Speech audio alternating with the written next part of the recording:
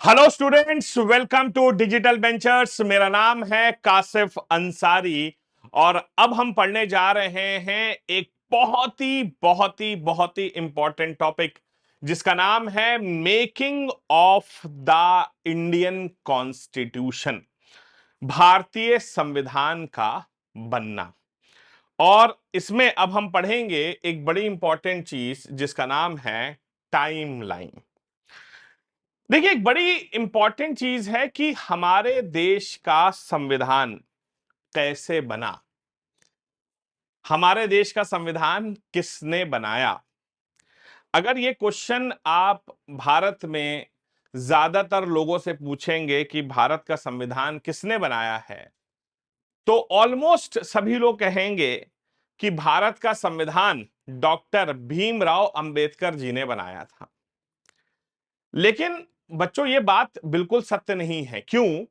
क्योंकि भीमराव अंबेडकर जी ने अकेले बैठकर संविधान नहीं बनाया था, वो एक पूरी एक टीम थी जिसने साथ मिल करके उस संविधान को बनाया था। और उसमें डॉक्टर भीमराव अंबेडकर का एक बहुत बहुत बहुत अहम योगदान था। अब सबसे पहले हम समझेंगे कि संविधान जो हमारा बना उसकी टाइमलाइन क्या थी। आइए शुरू करते हैं। तो एक क्वेश्चन हमारे दिमाग में आता है कि हमारे देश में संविधान होना चाहिए, इसकी मांग सबसे पहले किसने की थी? तो साल था सन 1895, 1895। सोचिए कितने समय पहले की बात हो रही है। साल था 1895 और एक व्यक्ति हुआ करते थे जिनका नाम था लोकमान्य बाल गंगाधर तिलक। आप सब लोग ने इनका नाम सुना ही होगा। भाई साहब गरम दल के नेता हुआ करते थे लोकमान्य बाल गंगाधर तिलक। हाँ जी, जिन्होंने कहा था कि Swaraj is my birth right and I shall have it. स्वतंत्रता मेरा जन्म सिद्ध अधिकार है और मैं इसे लेकर रहूंगा। तो बाल गंगाधर तिलक ने सन 1895 में सबसे पहले कहा था कि हमें हमारे देश में एक संविधान की आवश्यकता है, जरूरत है। हालांकि ये जो डिमांड थी ये एक अनऑफिशियल डिमांड थी और इसका कोई भी रिटन डॉक्यूमेंट नहीं है। कहा जाता है कि सबसे पहले मांग जो है वो बाल गंगाधर तिलक साहब ने रखी थी। ठीक है। अब होता क्या है कि पहली ऑफिशियल डिमांड की बात करें तो साल था सन 1934। एक व्यक्ति हुआ करते थे मिस्टर एम एन रॉय।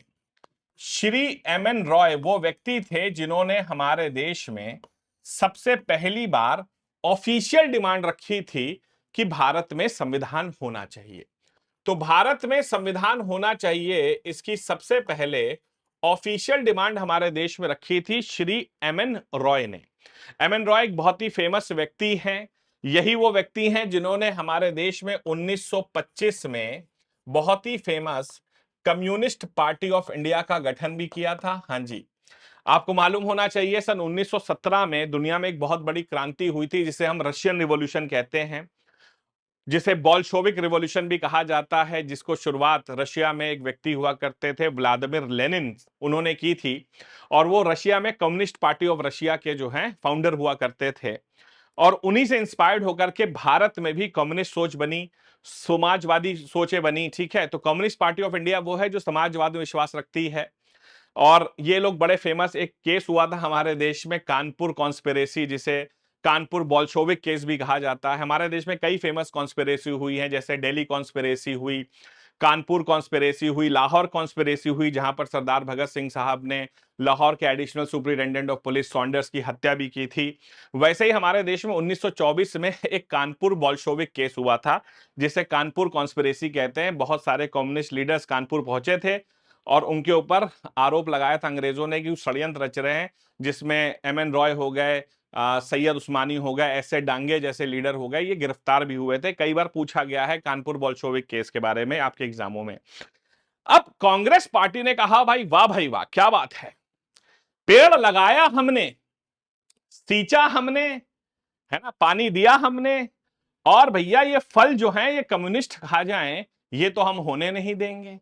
मतलब ये कि देश की आजादी की लड़ाई लड़ी हमने, ठीक है, खून बहाया हमने, और संविधान बनाने का सारा क्रेडिट कम्युनिस्ट ले जाएं, ये हम होने नहीं देंगे। और इसी वजह से 1935 में भी क्या होता है कि 1935 में कांग्रेस पार्टी भी डिमांड रखती है कि हमें भी संविधान चाहिए। तो भैया 1935 में डिमांड जो है कांग्रेस पार्टी भी रख देती है कि भैया हमें भी संविधान चाहिए, क्योंकि कांग्रेस पार्टी ने कहा भैया आजादी की लड़ाई लड़ी हमने और सारा क्रेडिट कम्युनिस्ट ले जाए, ऐसा नहीं होने देंगे। तो कांग्रेस पार्टी ने 1935 में यह डिमांड रखी। लेकिन कांग्रेस को एक बात का डर था, वो डर ये था कहीं अंग्रेज ये ना कह दें कि चलो संविधान हम ही बना देते हैं। अंग्रेज ये भी तो कह सकते थे। और इसी वजह से 1938 में 1938 में हमारे पंडित जवाहरलाल नेहरू साहब, चचा नेहरू, पंडित जवाहरलाल नेहरू साहब ने on the behalf of Congress party के बिहाफ पर पंडित नेहरू ने कहा कि भैया देखो ऐसा है कि हमें संविधान चाहिए, और दूसरी बात ये संविधान जो है वो अंग्रेज नहीं बल्कि एक इंडिपेंडेंट कंस्टिट्यूएंट असेंबली द्वारा बनाया जाएगा। उन्होंने बड़े साफ शब्दों में कहा कि भारत का संविधान जो है वो एक इंडिपेंडेंट कंस्टिट्यूएंट असेंबली बनाएगी, अंग्रेजों का उसमें कोई योगदान नहीं होना चाहिए। तो पंडित जवाहरलाल नेहरू ने कांग्रेस के बिहाफ पर यह मांग 1938 में रखी। अब देखिए होता क्या है कि कम्युनिस्ट पार्टी इतनी पावरफुल पार्टी नहीं थी कि कम्युनिस्ट पार्टी की मांगों का अंग्रेजों पर कोई खास फर्क पड़े, लेकिन कांग्रेस पार्टी एक पावरफुल पार्टी थी, उसका एक रिप्रेजेंटेशन था, और कांग्रेस पार्टी की मांगों का अंग्रेजों पर फर्क तो पड़ना ही था। और इसी चीज को देखते हुए अंग्रेजों ने आगे कुछ किया। क्या किया आइए समझते हैं। 1940 में अंग्रेजों ने एक ऑफर दिया। अंग्रेजों ने कांग्रेस की बात को स्वीकार किया और अगस्त का महीना था, तो अंग्रेजों ने जो है एक ऑफर दिया जिसे हम अगस्त ऑफर के नाम से जानते हैं। अगस्त ऑफर, अंग्रेजों ने कहा कि ठीक है भाई आपकी बात हमने मानी और भारत का संविधान जो है वो एक इंडिपेंडेंट कंस्टिट्यूएंट असेंबली द्वारा ही बनाया जाएगा, और अंग्रेजों ने कांग्रेस की बात मान ली। तो कहीं ना कहीं ये हमारे लिए एक जीत थी कि भाई हमने अंग्रेजों से अपनी बात मनवा ली। तो अगस्त ऑफर जो है क्योंकि अगस्त के महीने में आया था, तो अंग्रेजों ने कहा ठीक है आपका संविधान एक इंडिपेंडेंट कंस्टिट्यूएंट असेंबली द्वारा बना दिया जाएगा। लेकिन कहते हैं ना कि बेटा समय को कुछ और ही मंजूर था। हुआ ये कि दुनिया में एक सनकी आदमी थे भाई साहब, जिनका नाम था हमारे श्री एडोल्फ हिटलर साहब। और एडोल्फ हिटलर साहब क्या हैं कि वो अल्ट्रा देशभक्त माने जाते थे। उनको ये बर्दाश्त नहीं था कि दुनिया के नक्शे पर कांग्रेस के दुनिया के नक्शे पर जर्मनी के अलावा कोई और देश भी हो। कहते हैं कि उनका यह था कि भैया मेरे को दुनिया के नक्शे पर जर्मनी के अलावा कोई देश ही नहीं होना चाहिए, दुनिया में सिर्फ एक ही देश होना चाहिए जर्मनी। वो इतना बड़ा देशभक्त माना जाता है। और आप जानते हैं कि जो उसके सामने आया उसने उसको मिटा दिया। और हुआ ये कि वो एक ऐतिहासिक दिन था, एक ऐतिहासिक दिन था सितंबर 1 सितंबर 1939 का वो दिन था। 1 सितंबर 1939 का दिन था जब सेकेंड वर्ल्ड वॉर की शुरुआत होती है। सेकेंड वर्ल्ड वॉर की शुरुआत होती है। 1 सितंबर 1939 का वो दिन था जब दूसरा विश्व युद्ध शुरू होता है। और दूसरा विश्व युद्ध कैसे शुरू होता है, हमारे जो एडोल्फ हिटलर बाबा थे जर्मनी ने क्या किया, पोलैंड पर आक्रमण कर दिया। जर्मनी ने भैया पोलैंड पर आक्रमण कर दिया और यहां से सेकेंड वर्ल्ड वॉर शुरू होता है। कोई बात नहीं, सेकेंड वर्ल्ड वॉर भाई साहब शुरू हो गया। और आप सबको मालूम है कि सेकेंड वर्ल्ड वॉर में इंग्लैंड एक एक्टिव कंट्री हुआ करता था। सेकेंड वर्ल्ड वॉर की अगर बात करें तो ये बेसिकली दो फोर्सेस के बीच में हुआ था, ठीक है। तो दो फोर्सेस थी, एक तरफ थी एलाइट फोर्सेस और एक तरफ हुआ करती थी एक्सिस फोर्सेस। तो एलाइट फोर्सेस में कौन कौन हुआ करता था, जैसे कि भाई साहब यूके हुआ करता था, यूएसएसआर हुआ करता था और यूएसए हुआ करता था। ये एलाइड फोर्सेस थी, यूके, यूएसएसआर, यूएसए। ये सोचिए सब एक साथ लड़ रहे थे मिल करके। और हालांकि यूएसए जो है वो इनएक्टिव था, उसको कोई मतलब नहीं था, शांति से वो बैठा हुआ था। और इधर जो है बच्चों, यहां पर हुआ करते थे इटली, जर्मनी, जापान जैसे देश हुआ करते थे यहां पर। इटली हो गया, जर्मनी हो गया, जापान जैसे देश यहां पर हुआ करते थे। तो हुआ यह कि सेकेंड वर्ल्ड वॉर में दो लोग जो थे वो अंग्रेजों को बहुत तगड़ी टक्कर दे रहे थे, बहुत तगड़ी टक्कर। ठीक है, ये फोर्सेस का नाम याद रखिएगा, ये एलाइड फोर्सेस थी। और ये कौन सी थी? ये एक्सिस फोर्सेस थी। तो दो लोग जो थे वो अंग्रेजों को बहुत तगड़ी टक्कर दे रहे थे। एक थे भैया हमारे इटली के बेनिटो मुसोलिनी, और एक हुआ करते थे जर्मनी के एडोल्फ हिटलर। और अंग्रेजों के बहुत सारे सैनिक युद्ध फ्रंट पे मारे जा रहे थे। तो अंग्रेजों ने सोचा यार कि अपने सैनिक हम क्यों मरने दें, जब लड़ने मरने के लिए भारतीय सैनिक हैं तो क्यों ना हम एक काम करते हैं, भारतीय सैनिकों को आगे कर देते हैं। है ना भाई, जब लड़ने मरने के लिए भारतीय सैनिक है तो भारतीय सैनिकों को आगे कर देते हैं। और इसी वजह से 1942 में अंग्रेजों ने एक हाई लेवल मिशन को भारत भेजा, और इस मिशन का नाम था बच्चों क्रिप्स इंडिया मिशन। अंग्रेजों ने एक हाई लेवल मिशन को भारत भेजा जिसका नाम था Cripps India mission. Cripps India mission जो है भारत आया 1942 में। और क्रिप्स इंडिया मिशन के हेड हुआ करते थे, मंत्री हुआ करते थे अंग्रेजों के, जिनका नाम था सर स्ट्रैफर्ड क्रिप्स। सर स्ट्रैफर्ड क्रिप्स नाम के एक व्यक्ति थे जो इस क्रिप्स इंडिया मिशन के हेड हुआ करते थे। और क्रिप्स इंडिया मिशन जब भारत आया तो भाई साहब हमारे स्ट्रैफर्ड क्रिप्स साहब गांधी जी से मिले और उनसे उन्होंने कहा कि गांधी जी देखिए ऐसा है कि अगर भारत ने हमारा साथ सेकेंड वर्ल्ड वॉर में दिया तो सेकेंड वर्ल्ड वॉर के खत्म होने के बाद हम भारत को आजाद कर देंगे। सेकेंड वर्ल्ड वॉर के खत्म होने के बाद हम भारत को आजाद कर देंगे। गांधी जी ने कहा देखो ऐसा है क्रिप्स बाबू, हम तुम्हारा साथ तो दे रहे हैं लेकिन तुम ये शर्त क्यों रख रहे हो कि आफ्टर सेकेंड वर्ल्ड वॉर? भाई सेकेंड वर्ल्ड वॉर 20 साल नहीं खत्म हुआ तो क्या तुम हमें साला 20 साल आजाद नहीं करोगे? तो गांधी जी ने कहा ये हमें जो है बेवकूफ बना रहा है और कुछ नहीं है। गांधी जी ने कहा ये हमें बेवकूफ बना रहा और कुछ नहीं है, झूठा है क्रिप्स। भाई तुम्हारा हम साथ दे रहे हैं, तुम ये कह रहे हो कि वॉर खत्म होने के बाद हम तुम्हें आजाद करेंगे। गांधी जी ने कहा ऐसा नहीं चलेगा। और Gandhi ji Cripps India mission से नाराज होकर के गांधी जी ने जो है एक बहुत ही फेमस एक चीज कही क्रिप्स इंडिया मिशन को।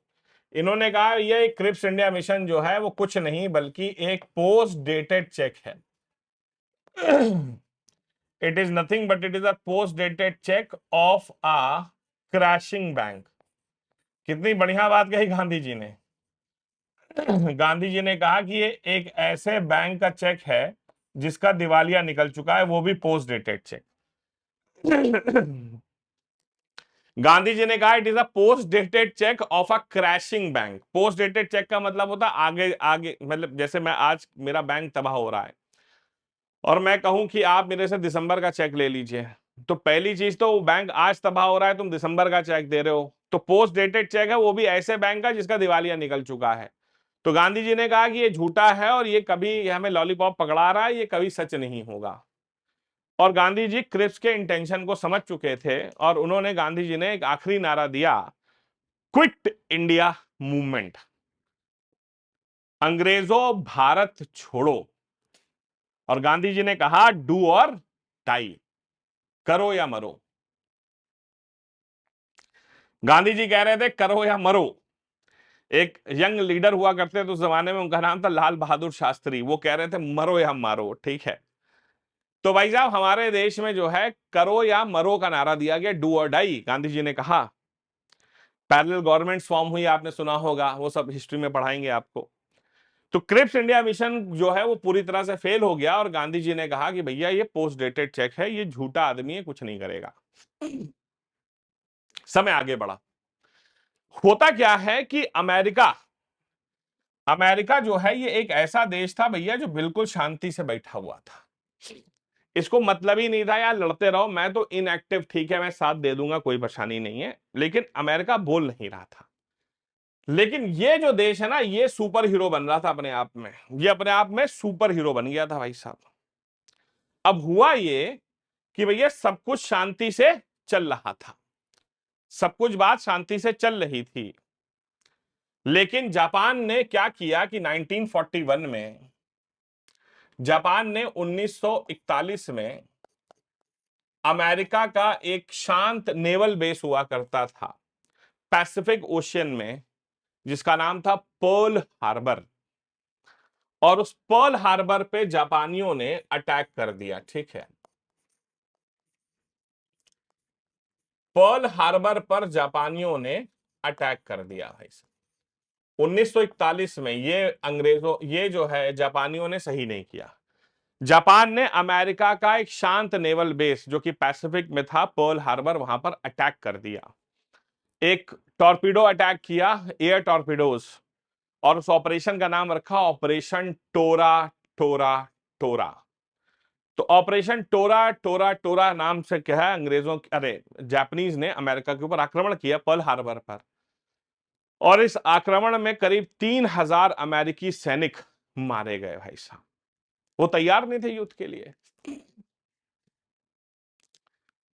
अब होता यह है कि अमेरिका के राष्ट्रपति हुआ करते थे फ्रैंकलिन डी रूजवेल्ट, लंगड़ा राष्ट्रपति भाई साहब, उसको पोलियो हो गया था।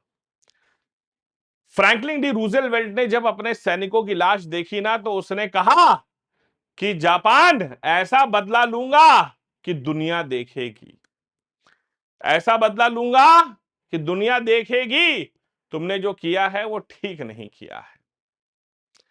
और वही किया। हालांकि फ्रैंकलिन डी रूजवेल्ट ने नहीं किया, अमेरिकन राष्ट्रपति हुआ करते थे हेनरी ट्रूमैन, उन्होंने जापान से बदला लिया। आपको मालूम है वो ऐतिहासिक 6 अगस्त 1945, बहुत ही काला दिन इतिहास में, और 9 अगस्त 1945, ये ऐतिहासिक दिन तो आप जानते ही होंगे। 6 अगस्त 1945 और 9 अगस्त 1945 हिरोशिमा पर बम फेंका गया, जापानीज सिटी हिरोशिमा पर, जापानीज सिटी हिरोशिमा और नागासाकी पर बॉम्बिंग हुई। ठीक है, ये जापानीज सिटी हिरोशिमा और नागासाकी पर बॉम्बिंग हुई। इस बम का नाम रखा गया लिटिल बॉय, और इस बॉम्ब का नाम रखा गया फैट मैन। हजारों लाखों की संख्या में लोग मारे गए, पूरा शहर जमींदोज हो गया। आज भी उसके साइड इफेक्ट्स, इल इफेक्ट्स देखने को मिलते हैं। लेकिन अमेरिका ने यहां पर पूरी दुनिया को बता दिया कि देखो भैया, ऐसा है कि हम अब हैं दुनिया के सुपर पावर, अगर हमारे साथ किसी ने पंगा लिया तो तैयार हो जाओ वही हश्र के लिए जो हिरोशिमा नागासाकी का हमने किया है। भाई साहब, ये देखते ही क्या हुआ कि जापान ने तुरंत 4-5 दिन में सरेंडर कर दिया और सेकेंड वर्ल्ड वॉर खत्म हो गया। इससे पहले थोड़ा सा बैकग्राउंड में चलते हैं। तो जब एलीड फोर्सेस ताकतवर हो रही थी, बहुत पावरफुल हो रही थी, और वो लगातार आगे बढ़ रही थी, तो जब इटली में घुसी, तो बेनिटो मुसोलिनी जो है वो अपने परिवार बीवी के साथ जो है स्विट्जरलैंड भाग रहे थे, बहुत सारा सोना पैसा ये सब ले लाके। उन्हें पकड़ लिया गया, रास्ते में बहुत मारा, उनको और उनके परिवार को रोम शहर के सड़कों पर उल्टा टांग दिया गया। और उनके चेहरे पर 30 गोलियां मारी गई। मैं बस उसकी फोटो है लेकिन मैं दिखाना नहीं चाहता आपको, विचलित हो जाएंगे आप देख करके। लेकिन मैंने कहा ना कि इंसान को घमंड नहीं करना चाहिए। बेटा ग्रहण तो सूरज और चांद को भी लगता है, तो हमारी तो कोई औकात नहीं है।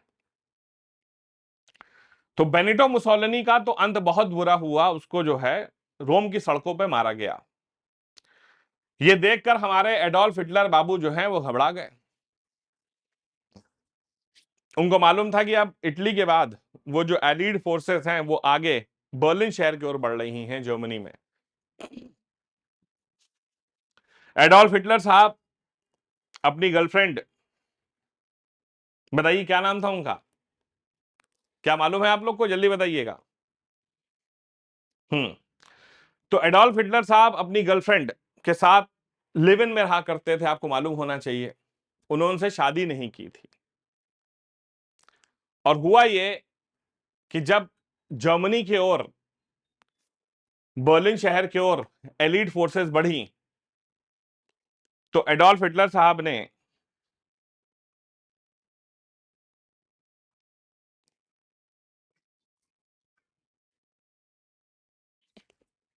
एडोल्फ हिटलर साहब ने अपनी गर्लफ्रेंड ईवा ब्राउन्स को बुलाया और उनसे कहा कि मैंने तुमसे वादा किया था कि मैं अपने जीवन के आखिरी दिन तक तुम्हारे साथ रहूंगा।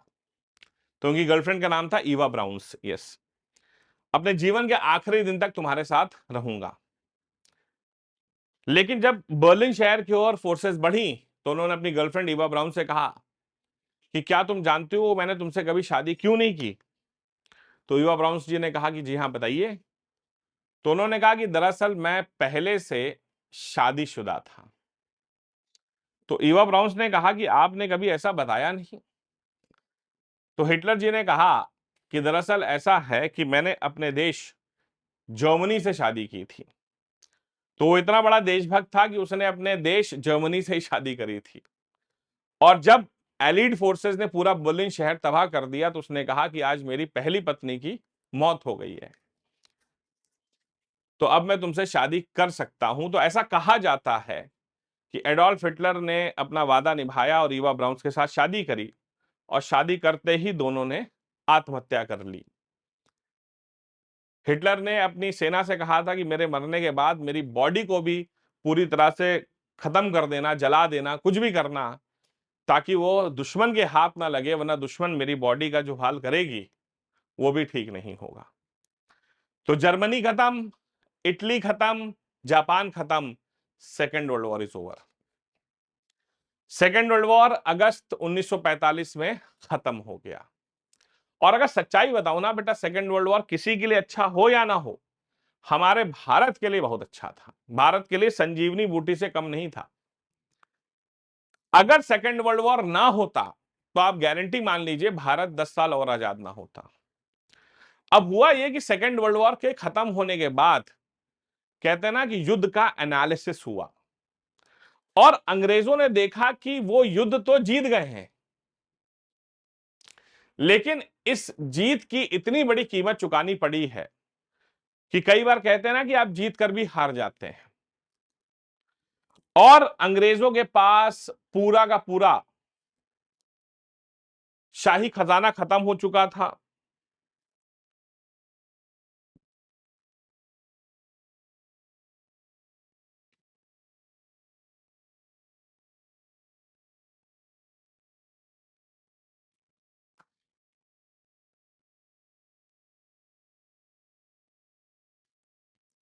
अब उनके पास ना पैसे थे ना ताकत थी कि वो दुनिया पर शासन कर सकें। और इसीलिए सेकेंड वर्ल्ड वॉर के बाद अंग्रेजों ने दुनिया भर के देशों को आजाद करना शुरू किया, जिसमें भारत भी शामिल था, जिसमें भारत भी शामिल हुआ करता था, क्योंकि अब अंग्रेजों के पास कुछ बचा ही नहीं था कि वो कुछ कर पाए। तो उन्होंने कहा अब दुनिया को आजाद करना ही बेहतर है। और इसीलिए मई 1946 में, मई 1946 में अंग्रेजों ने एक हाई लेवल मिशन को भारत भेजा, और इस मिशन का नाम था बच्चों कैबिनेट मिशन प्लान। अंग्रेजों ने एक हाई लेवल मिशन को भारत भेजा जिसका नाम था cabinet mission plan. Cabinet mission plan को भारत भेजा अंग्रेजों ने मई 1946 में। इसके अंदर 3 लोग आए थे।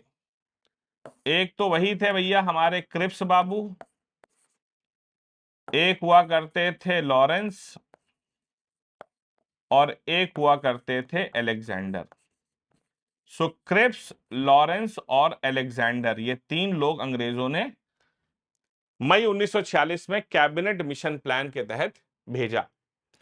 और यही वो कैबिनेट मिशन प्लान है जिसने हमारे देश में कंस्टिट्यूएंट असेंबली का गठन किया। यही वो कैबिनेट मिशन प्लान है जिसने हमारे देश में कंस्टिट्यूएंट असेंबली का गठन किया था मई 1946 में। तो अब आप देखिएगा कि 1934 में मांग रखी गई, 1940 में स्वीकार हुई और 1946 में हमारे देश में कंस्टिट्यूएंट असेंबली बनकर तैयार थी। तो हमने 12 साल की लड़ाई लड़ी सिर्फ हमारे देश में कंस्टिट्यूएंट असेंबली को बनाने के लिए। और यही वो कंस्टिट्यूएंट असेंबली है जिसने आगे चल करके भारत का संविधान बनाया था। सो आई होप जो टाइमलाइन है ऑफ द कॉन्स्टिट्यूशन वो आपको क्लियर हो गई होगी। और making of the Indian constitution में आज हम पढ़ने जा रहे हैं आपका बहुत ही फेमस, जिसे हम कहते हैं कंस्टिट्यूएंट असेंबली के बारे में। तो अब हम जो है संवैधानिक सभा के बारे में कुछ कुछ पढ़ेंगे, बड़ा इंटरेस्टिंग होने वाला है, बहुत मजा आएगा आपको, ठीक है। तो अगर सबसे पहला क्वेश्चन करें तो हमारी जो कंस्टिट्यूएंट असेंबली थी उसमें टोटल कितने सदस्य थे। आपको मालूम होना चाहिए कि मई 1946 में कंस्टिट्यूएंट असेंबली बनाने की इजाजत कैबिनेट मिशन प्लान द्वारा दे दी गई थी। अब कंस्टिट्यूएंट असेंबली में सबसे पहली बात यह आती है कि टोटल कितने मेंबर्स थे। तो कंस्टिट्यूएंट असेंबली में टोटल मेंबर्स कितने हुआ करते थे, कितने मेंबरान हुआ करते थे। तो भाई साहब कॉन्स्टिट्यूएंट असेंबली में टोटल 389 सदस्य हुआ करते थे। 389 सदस्य हमारे देश की कॉन्स्टिट्यूएंट असेंबली में थे जिन सब ने मिलकर के हमारे देश का संविधान बनाया था। अब एक क्वेश्चन आता है कि इन 389 में से कितने सदस्य इलेक्टेड थे और कितने सदस्य जो थे वो नॉमिनेटेड थे। आइए समझते हैं। इलेक्टेड का मतलब क्या होता है, निर्वाचित, मतलब वो सदस्य जो चुनाव जीत करके आए थे। जैसे कि नरेंद्र मोदी साहब हमारे देश की लोकसभा में चुनाव जीत कर गए हैं। कहां से, वाराणसी लोकसभा सीट से। लेकिन सचिन तेंदुलकर क्या है, नॉमिनेटेड मेंबर है, मतलब उन्होंने चुनाव नहीं जीता है लेकिन किसी खास काबिलियत के वजह से संसद के सदस्य बने हुए हैं। उसी तरह हमारी जो कंस्टिट्यूएंट असेंबली थी उसमें भी कुछ सदस्य जो थे वो इलेक्टेड थे और कुछ सदस्य जो थे वो नॉमिनेटेड थे, मतलब कुछ निर्वाचित थे कुछ मनोनीत थे। तो अगर हम बात करते हैं 389 में से तो सबसे पहले आते हैं 292 सदस्य, 292 मेंबर्स। तो सबसे पहला क्वेश्चन है कि 292 सदस्य कहां से आए थे। देखिए स्टूडेंट, उस जमाने में हमारे देश में यूपी, हरियाणा, राजस्थान, पंजाब, हिमाचल ऐसे राज्य नहीं हुआ करते थे। उस जमाने में हमारे देश में प्रोविंसेस हुआ करती थी, बड़े बड़े प्रांत हुआ करते थे। जैसे बंगाल प्रांत, मद्रास प्रांत, बॉम्बे प्रांत, पंजाब प्रांत, यूपी को यूनाइटेड प्रोविंस कहा करते थे। ऐसे बड़े बड़े प्रांत हुआ करते थे। और प्रांत भी हमारे देश में 2 तरह के थे। एक हुआ करते थे गवर्नर प्रोविंसेस, जो बड़ी प्रांत हुआ करती थी उन्हें गवर्नर प्रांत कहते थे, और कुछ छोटी प्रांतें हुआ करती थी जिन्हें हम चीफ कमिश्नर प्रोविंसेस कहते थे, ठीक है। तो 292 सदस्य जो थे वो कहां से आए थे। तो मैं आपको बता दूं कि 292 सदस्य जो थे स्टूडेंट्स वो थे elected from the governor provinces. Governor provinces of British India. तो ये गवर्नर प्रोविंसेस जो थी ब्रिटिश इंडिया की, वहां से इलेक्ट होकर के आए थे। ये इलेक्टेड थे, इनका चुनाव हुआ था। तो elected from the governor provinces of British India, जैसे पंजाब प्रांत, बॉम्बे प्रांत, मद्रास प्रांत, यूनाइटेड प्रोविंस, ऐसे टोटल 292 सदस्य इलेक्ट होकर के आए थे। इसके साथ साथ चार सदस्य जो थे, चार सदस्य जो हुआ करते थे स्टूडेंट्स, वो भी इलेक्टेड थे, और they were elected from the chief commissioner provinces, chief commissioner chief commissioner provinces of British India, chief commissioner provinces of British India. तो ब्रिटिश इंडिया की चीफ कमिश्नर प्रोविंसेस से ये इलेक्ट हुआ करते थे। तो चार जो सदस्य थे elected from the chief commissioner provinces of British India. अब ये जो चार चीफ कमिश्नर प्रोविंसेस थी, ये कौन सी थी? उसमें हुआ करती थी दिल्ली, अजमेर, कूर्ग और बलूचिस्तान। सो दिल्ली, अजमेर, कूर्ग और बलूचिस्तान। बलूचिस्तान पाकिस्तान में है अभी, उस समय भारत का हिस्सा था।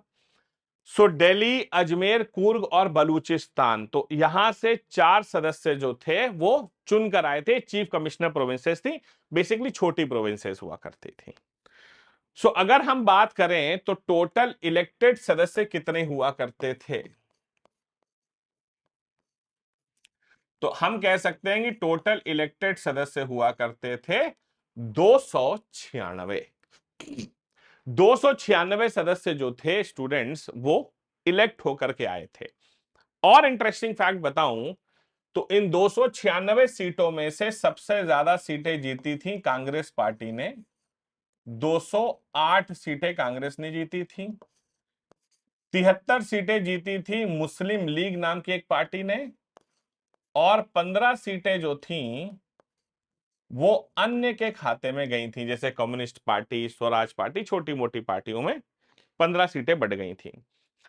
तो 208 सीटें कांग्रेस ने, 73 सीटें मुस्लिम लीग ने, और 15 सीटें जो थी वो अन्य के खाते में गई थी। अब क्वेश्चन ये आता है कि बाकी के जो 93 सदस्य थे वो कहां से आए थे? ये जो बाकी के 93 सदस्य थे ये कहां से आए थे? दरअसल होता क्या है स्टूडेंट्स, उस जमाने में हमारे देश में स्टेट्स ने, उस जमाने में हमारे देश में राजा महाराजाओं की कोई कमी नहीं थी। भाई साहब आप नाम लीजिए, एक से बढ़कर एक राजा थे हमारे यहां। भाई साहब जयपुर के राजा, बीकानेर के राजा, पटियाला के राजा, सौराष्ट्र के राजा, त्रावणकोर के राजा, राजा ही राजा थे हमारे देश में। और हमारे देश में राजाओं की संख्या बहुत थी, सैकड़ों की संख्या में राजाओं के राजघराने हमारे देश में हुआ करते थे। तो भैया हुआ ये कि जब हमारा देश आजाद हुआ और अंग्रेज चले गए तो हमारे राजा महाराजा बहुत खुश हो गए। राजाओं को लगा कि अच्छा है, चलो भैया अंग्रेज चले गए, अब हम फिर से राजा बनेंगे और फिर से अब हम जो हैं अपनी प्रजा को चलाएंगे।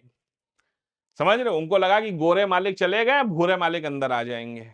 लेकिन हमारे भाई साहब सरदार वल्लभ भाई Patel, the iron man of India, the man of unity, the Bismarck of India, उनका जो है ना बेटा, कहते हैं कि उनका जो सोच थी कुछ अलग थी। उनकी सोच कुछ अलग हुआ करती थी। और सरदार वल्लभ भाई पटेल ने सभी राजाओं को बुलाया और उनसे कहा, देखिए राजा साहब, देश हो चुका है आजाद।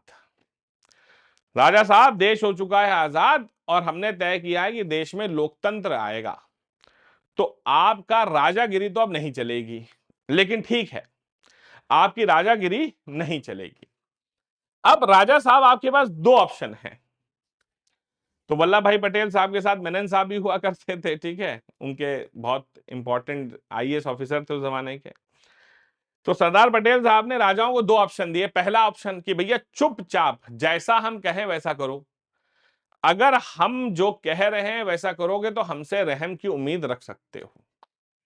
देश का संविधान बन रहा है, आइए आप भी उसमें योगदान दीजिए, आप भी अपने सदस्य भेजिए।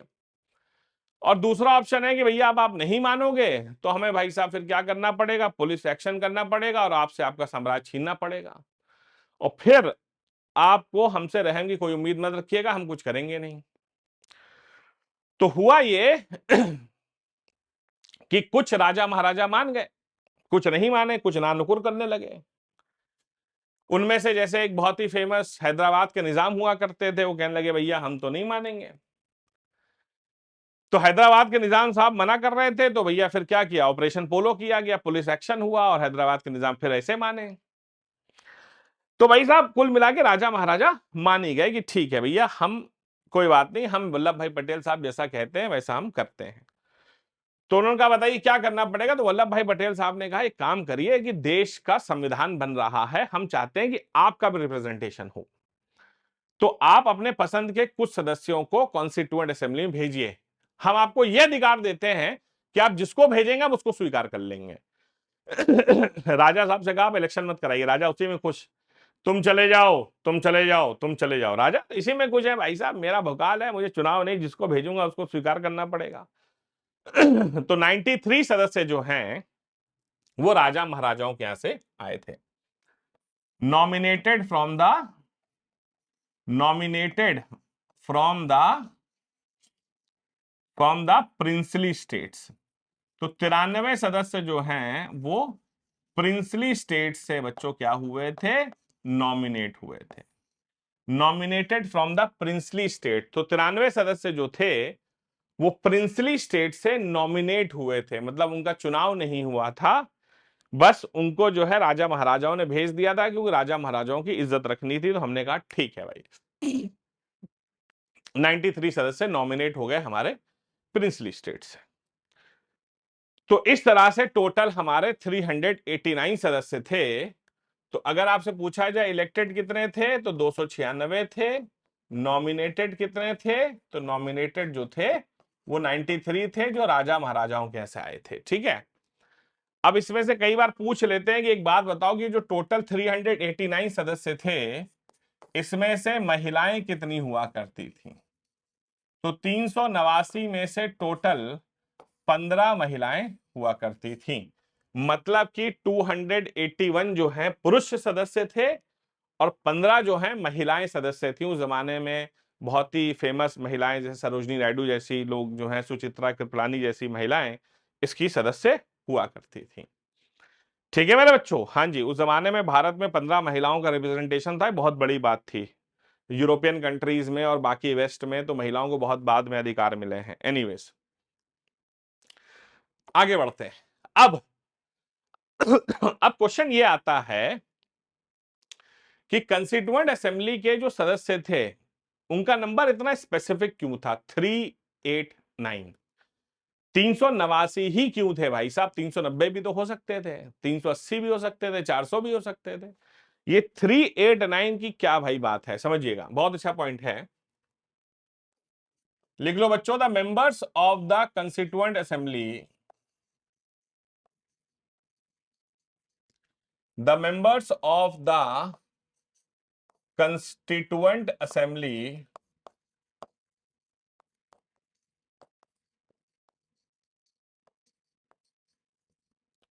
were in the proportion of the population of India, were in the proportion of the population of India।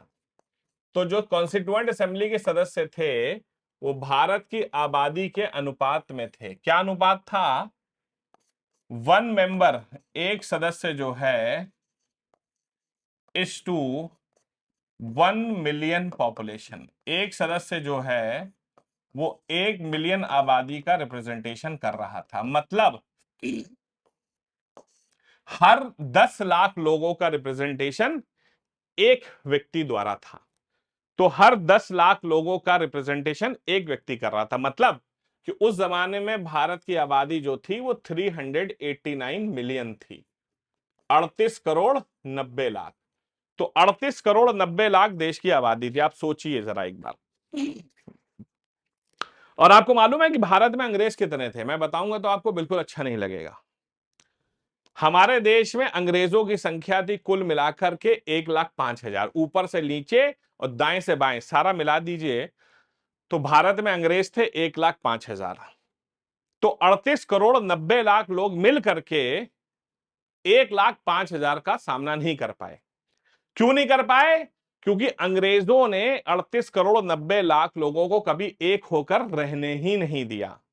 मैं हिंदू, मैं मुसलमान, मैं सिख, मैं बौद्ध, मैं जैन। तो पहले तो भारत में इंसान हिंदू है, मुसलमान है, बौद्ध है, जैन है, सिख है।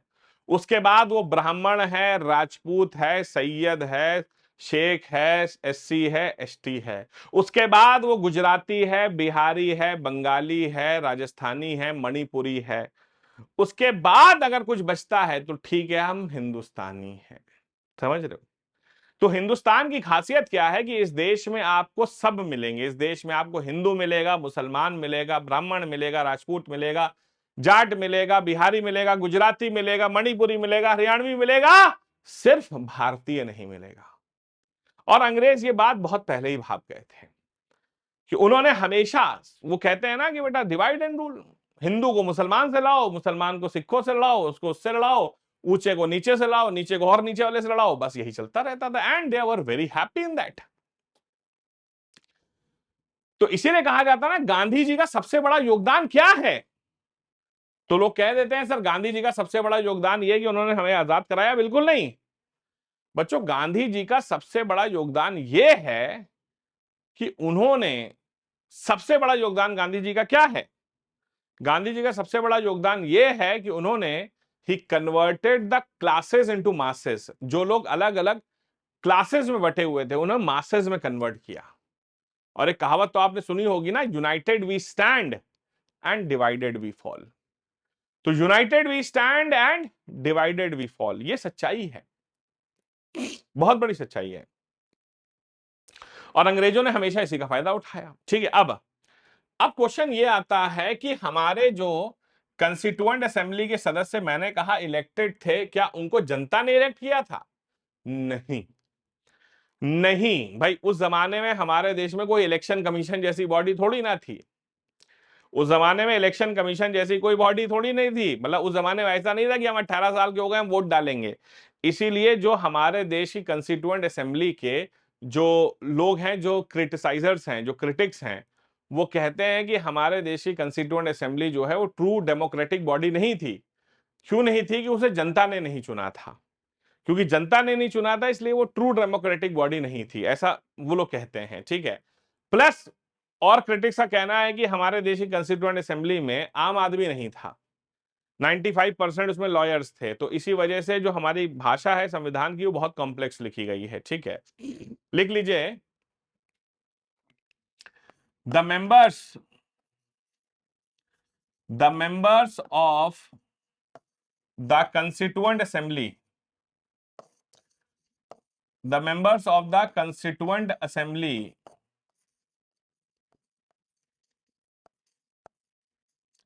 were elected, the members of the constituent assembly were elected by the members of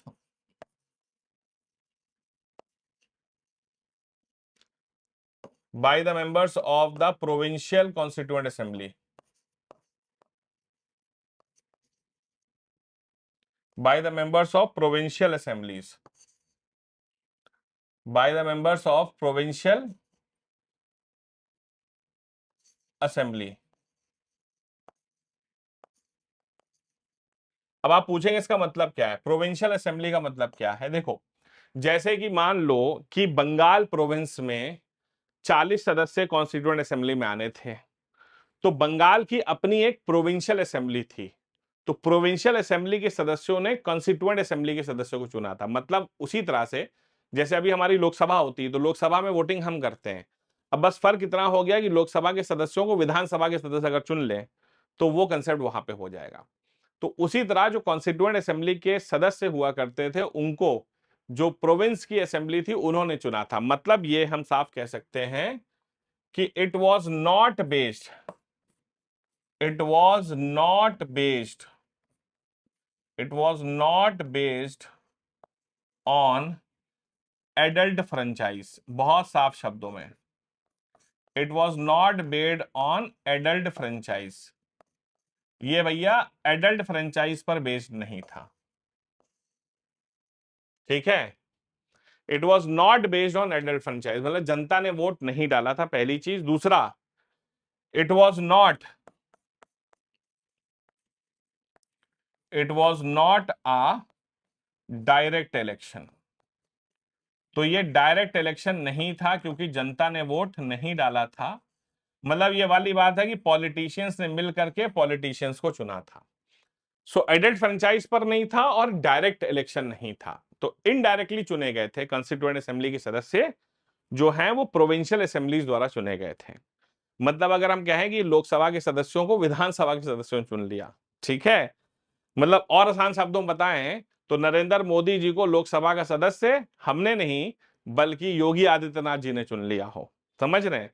तो उसे कहते हैं बेटा हमारा इनडायरेक्ट इलेक्शंस। आगे बढ़ते हैं, अब देखिए इंपॉर्टेंट पॉइंट है, लिख लीजिए, the members of the constituent assembly, the members of the constituent assembly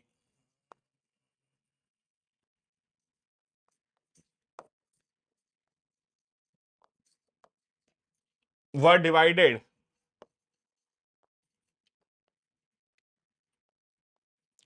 into 3 communities। संवैधानिक सभा के जो सदस्य थे उन्हें 3 समुदायों में बांटा गया था। were divided into 3 communities। तो पहले नंबर पे हुआ करते थे मुसलमान। अंग्रेज बहुत बदमाश थे, वो जानबूझ करके मुसलमानों को आरक्षण देते थे। अंग्रेज जानबूझ के मुसलमानों को आरक्षण देते थे ताकि हिंदुओं से उनकी ना बने। कहते हैं ना कि दो लोगों के बीच शासन करने का सबसे अच्छा तरीका क्या है, एक को पुचकारो और एक को धुतकारो, ठीक है। तो एक को पुचकारोगे दूसरे को धुतकारोगे, दोनों आपस में कभी दोस्त नहीं हो सकते। तो अंग्रेज क्या करते थे, मुसलमानों को आरक्षण देते थे।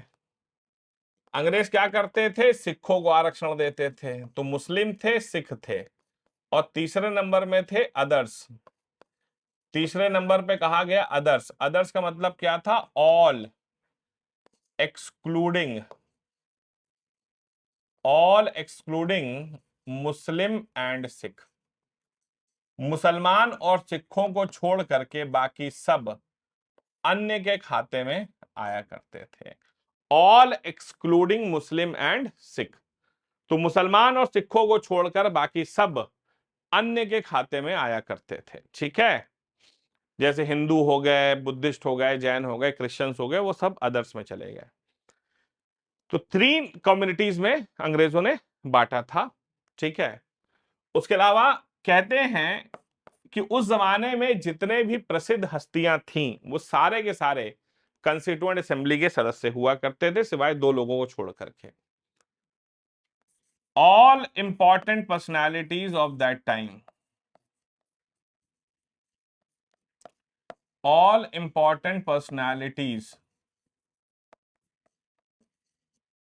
all important personalities of that time were the members, were the members of constituent assembly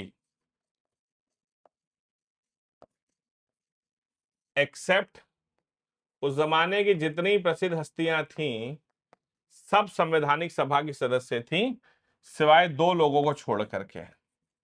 number 1 Mahatma Gandhi and number 2 Mohammad Ali Jinnah. तो महात्मा गांधी और मोहम्मद अली जिन्ना ये 2 ऐसे लोग थे जो संवैधानिक सभा के सदस्य नहीं बने थे। भाई महात्मा गांधी जी महात्मा थे। महात्मा गांधी जी कहते थे हालांकि भारतवासियों आप लोग मुझे मोहनदास करमचंद गांधी बुलाया करिए, क्योंकि महात्मा का बोझ बहुत भारी है और मैं उस योग्य व्यक्ति नहीं कि मैं महात्मा के बोझ को उठा सकूं।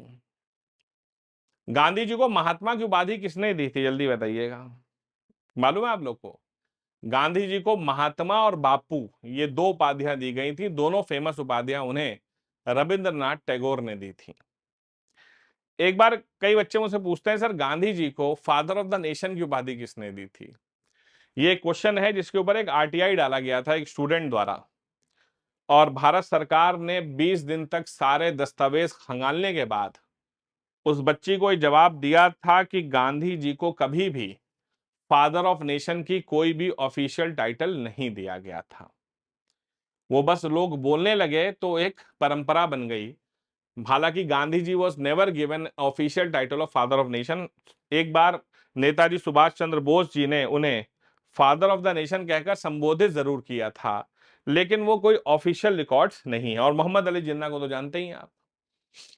यही है वो व्यक्ति जिसके वजह से आज भारत और पाकिस्तान के बीच इतनी समस्याएं हैं, क्योंकि इसी ने कहा था कि either India will be a divided India और destroyed India, India can not be a united India. ठीक है, वो हिस्ट्री में बात करेंगे इनके बारे में।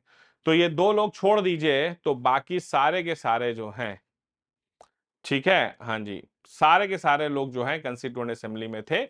ये लोग अपनी इच्छा से कंस्टिट्यूएंट असेंबली के सदस्य नहीं बने थे। So I hope constituent assembly सबको क्लियर हो गई होगी। और इसमें अब हम पढ़ेंगे एक बहुत ही इंपॉर्टेंट कंसेप्ट जिसका नाम है working of the constituent assembly. भाई हमारी कंस्टिट्यूएंट असेंबली जो है बन गई है, अब वो वर्क कैसे करती है इसको समझना है हमें। ठीक है, तो भाई कॉन्स्टिट्यूएंट असेंबली अब हमारी बनकर तैयार थी। तो बनकर जब कॉन्स्टिट्यूएंट असेंबली बनकर तैयार थी तो अब कहा गया कि चलो भाई सबसे पहले एक मीटिंग बुलाई जाए। भाई संविधान बनाना है तो सबसे पहले एक मीटिंग बुलाई जाए। Action speaks louder than words. तो सबसे पहले एक मीटिंग बुलाई गए, और वो मीटिंग बुलाई गई भारत की राजधानी दिल्ली में। ठीक है, तो देखिए बड़ा इंपॉर्टेंट कंसेप्ट मैं बता रहा हूं, लिख लें यहां पर, the first meeting of the constituent assembly. The first meeting of the constituent assembly. तो संवैधानिक सभा की जो सबसे पहली बैठक थी वो कब और कहां हुई? तो फर्स्ट मीटिंग हुई बच्चों 9 दिसंबर 1946 को एट दिल्ली। तो दिल्ली में 9 दिसंबर 1946 को सबसे पहली बैठक बुलाई गई। और जब सबसे पहली बैठक ये बुलाई गई तो ये हुआ कि इस बैठक के अध्यक्ष कौन बनेंगे। भाई अध्यक्ष को चुनने के लिए भी तो बैठक बुलानी पड़ेगी। अब हम क्या करें, किसको अध्यक्ष बनाएं? तो हुआ ये कि हमने उस जमाने में फ्रेंच कॉन्स्टिट्यूशन को बहुत मानते थे। तो फ्रेंच कॉन्स्टिट्यूशन के पन्ने पलटे गए और देखा गया कि अगर ये हालात फ्रांस में होती तो क्या होता। तो फ्रेंच कॉन्स्टिट्यूशन में लिखा था कि ऐसी कंडीशन में जो इंसान सबसे सीनियर हो, senior in terms of age, उसे आप जो हैं टेम्परेरी अध्यक्ष बना दीजिए और बाद में परमानेंट चेयरमैन चुन लीजिएगा। तो अब देखा गया भैया इस 389 जो सदस्य थे इसमें सबसे बूढ़े आदमी कौन है? तो सबसे बूढ़े आदमी थे 81 ईयर्स के डॉक्टर सच्चिदानंद सिन्हा साहब। जो डॉक्टर सच्चिदानंद सिन्हा साहब को टेम्परेरी चेयरमैन बनाया गया। ठीक है, at Delhi under the temporary chairman,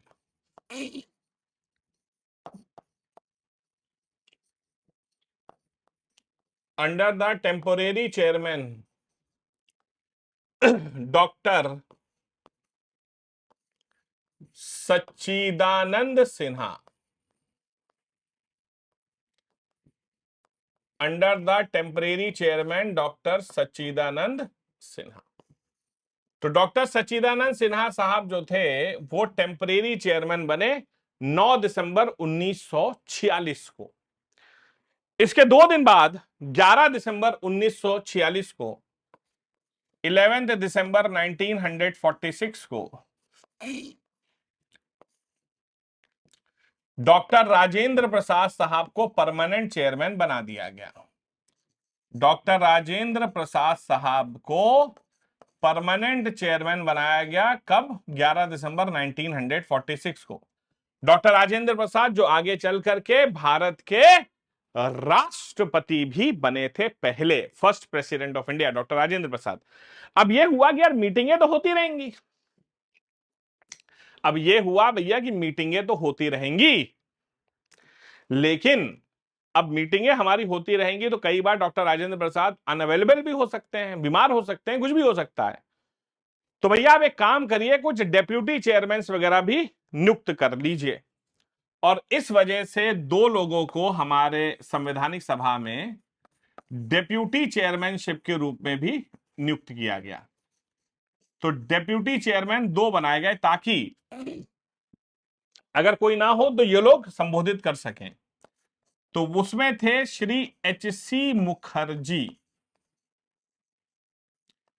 एच.सी. Mukherjee और श्री वी.टी. कृष्णामाचारी, वी.टी. कृष्णमाचारी, ये दो लोग जो थे वो बनाए गए क्या? वो बनाए गए डेप्यूटी चेयरमैन साहब। इसके साथ साथ एक व्यक्ति जो थे उन्हें बनाया गया adviser of the constituent assembly. तो हमारी कंस्टिट्यूएंट असेंबली के एडवाइजर बनाए गए श्री बी.एन. राव। तो बी.एन. राव साहब को बनाया गया adviser of the constituent assembly. तो कंस्टिट्यूएंट असेंबली के एडवाइजर थे श्री बी.एन. राव, जो कि एक सिविल सर्वेंट थे, आईएएस ऑफिसर थे, बहुत ही इंटेलिजेंट व्यक्ति थे। और कहते हैं कि हमारे देश में संविधान का जो पहला ब्लूप्रिंट है ना अपने दिमाग में, वो इन्हीं ने बनाया था कि संविधान हमारा कैसा होना चाहिए। वो पहला ब्लूप्रिंट जो है वो बी.एन. राव साहब ने ही बनाया था। बड़े इंटेलिजेंट आदमी थे, एक आईएएस ऑफिसर थे। इन्हीं को बाद में 60 देशों की यात्रा पर भेजा गया था कि आप जाइए और देखिए कि दुनिया में कहां कहां संविधान बन चुका है, और जहां जहां बन चुका है वहां से बढ़िया चीजें लाइए ताकि हम उसे अपने संविधान में भी शामिल कर सकें। ठीक है, तो एडवाइजर थे श्री बी.एन. राव। तो ये हमारा सेटिंग इस तरह से बनाई गई। अब देखिए,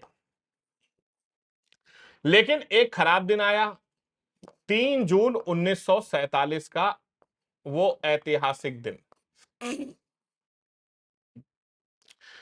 3 जून 1947 का वो ऐतिहासिक दिन जिसे हम जून 3 प्लान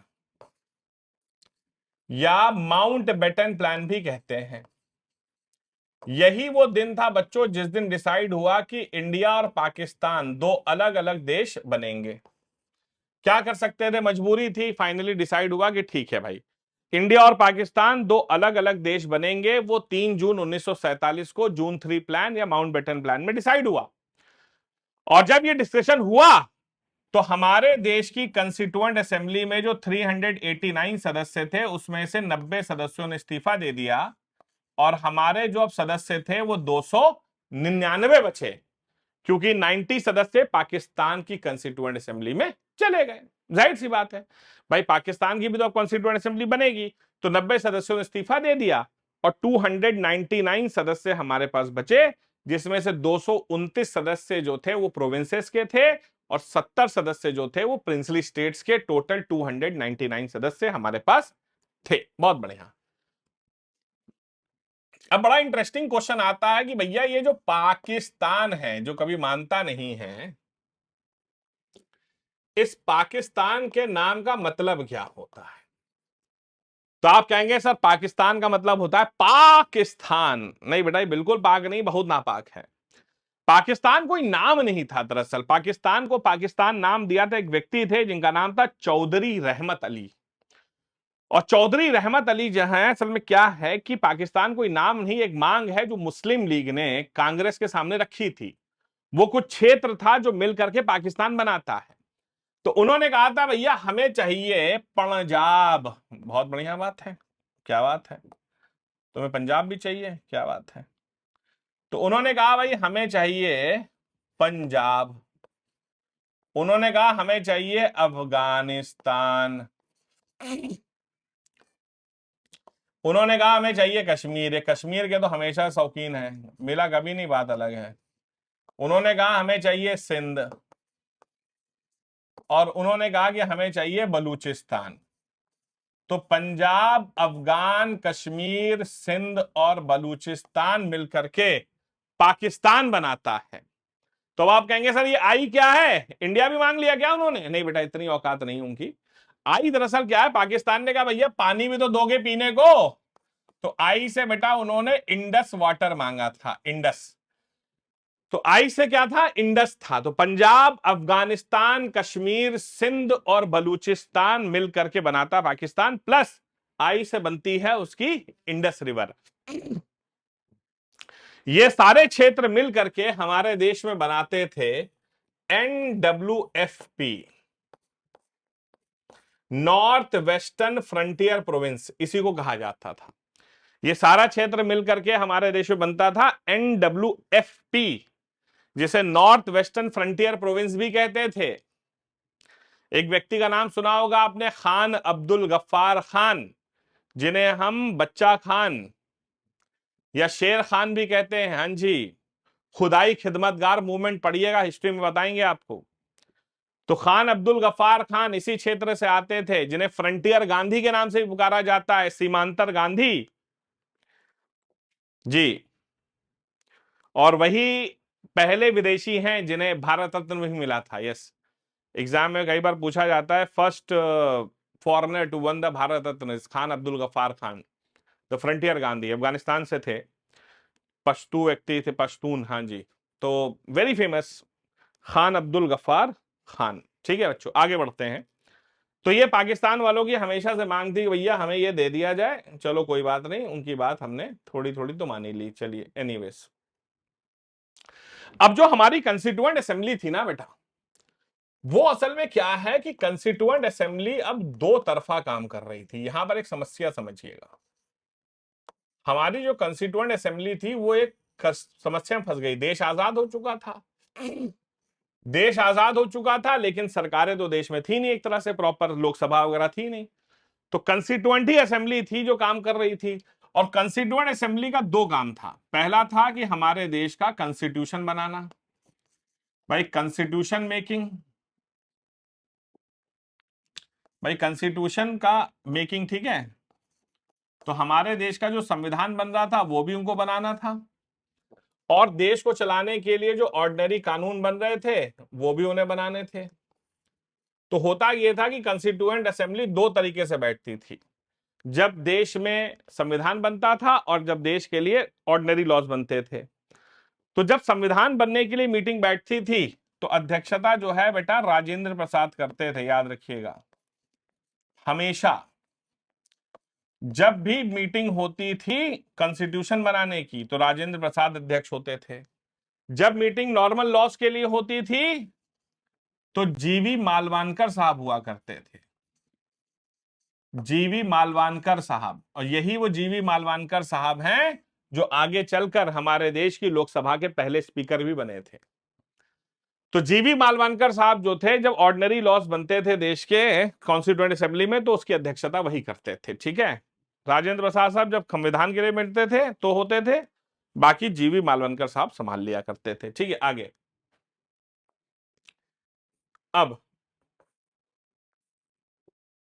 अब इसके बाद कहानी कहां बढ़ती है। पाकिस्तान अलग हो गया, हो जाने दो। पाकिस्तानी कॉन्स्टिट्यूएंट असेंबली बन गई, बन जाने दो। अब हमारे देश के जो कॉन्स्टिट्यूएंट मेकर्स थे उनसे कहा गया भैया जाओ संविधान बनाओ, और जाओ और बताना, कुछ ड्राफ्ट पेश करो तो हम देखें कि संविधान कैसा बन रहा है।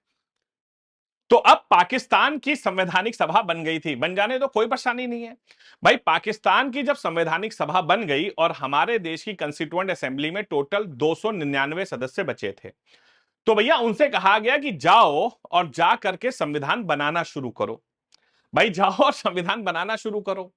तो हमारे जो संवैधानिक मेकर्स थे उन्होंने संविधान की कुछ ड्राफ्ट्स पेश किए, मतलब रफ कॉपी पेश करी।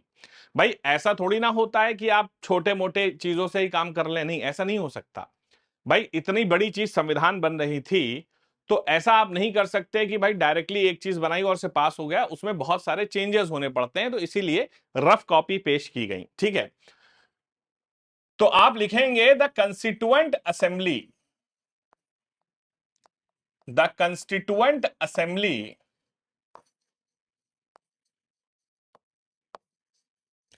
Presented 3 drafts of the constitution. तो संवैधानिक सभा ने संविधान के 3 प्रारूप पेश किए, 3 प्रारूप पेश किए। भाई पेश किए गए और खूब हंगामा हुआ। पहला पेश किया गया 4 नवंबर 1948 को। 4 नवंबर 1948 को पहला प्रारूप पेश किया गया, और जो पहला प्रारूप पेश किया गया इसके अंदर हमारे संविधान में 315 आर्टिकल और 8 अनुसूचियां हुआ करती थी। तो 315 आर्टिकल और 8 अनुसूचियां इसमें थी। इसमें खूब हंगामा हुआ और आप बिलीव करिए 7,500 प्लस अमेंडमेंट्स इसके अंदर बोले गए करने को। भाई साहब दिमाग घूम गया सुनकर के। भाई साहब 7,500 से ज्यादा अमेंडमेंट्स करने की सिफारिश दी गई। सोचिए, एक दो नहीं, 7,500 से ज्यादा अमेंडमेंट्स करने की सिफारिश दी गई। फिर एक और मीटिंग हुई भाई साहब। मीटिंग होती है 15 नवंबर 1948 को। फिर एक और मीटिंग होती है 14 नवंबर 1949 को, 14 नवंबर 1949। और इस दिन सब कुछ फाइनलाइज हो गया था कि हाँ भाई सब कुछ बढ़िया है, बिल्कुल बढ़िया है, आज संविधान को हम स्वीकार कर लेते हैं। आज संविधान को स्वीकार कर लेते हैं। जब इस दिन की बात करें तो 14 नवंबर 1949 के दिन हमारे संविधान में एक प्रियम्बल था, 315 आर्टिकल, सॉरी 395 आर्टिकल थे, 8 शेड्यूल्स थे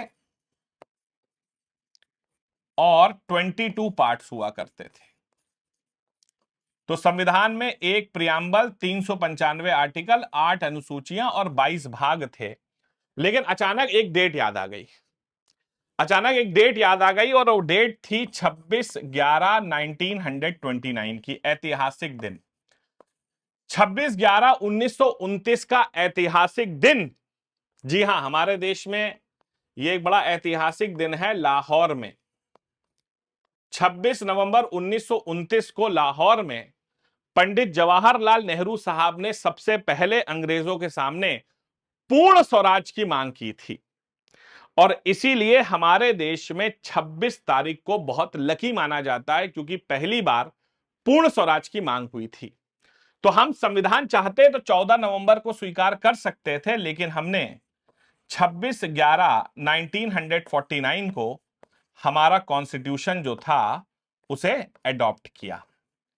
तो कॉन्स्टिट्यूएंट असेंबली ने संविधान को स्वीकार किया 26/11/1949 का ऐतिहासिक दिन, जिसे हमारे देश में कॉन्स्टिट्यूशन डे के नाम से भी जाना जाता है, क्योंकि इसी दिन हमारे देश का संविधान स्वीकार हुआ था। भाई संविधान स्वीकार हो गया। अब यह कहा गया कि भैया संविधान स्वीकार हो गया है, अब देश के राष्ट्रपति को भी तो चुन लो। और इसके लिए हमारे संवैधानिक सभा की आखिरी बैठक को बुलाया गया। Last meeting of the constituent assembly. तो संवैधानिक सभा की जो आखिरी बैठक थी वो बुलाई गई। संवैधानिक सभा की आखिरी बैठक बुलाई गई 24 जनवरी 1950 को।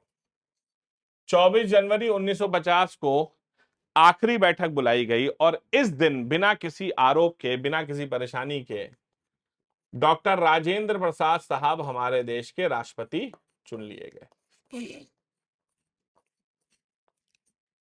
डॉक्टर राजेंद्र प्रसाद हमारे देश के प्रेसिडेंट बिना किसी विवाद के बना दिए गए। अब राष्ट्रपति बन गए, अब ये हुआ कि संविधान को भैया लागू कर दो, ठीक है, हाँ, संविधान को एनफोर्स कर दो। तो फिर याद आया यार आज तो 24 तारीख है, कोई बात नहीं, फिर एक दिन की बात थी और फाइनली 26 जनवरी 1950 के दिन हमारे देश का संविधान एनफोर्स कर दिया गया, मतलब लागू कर दिया गया।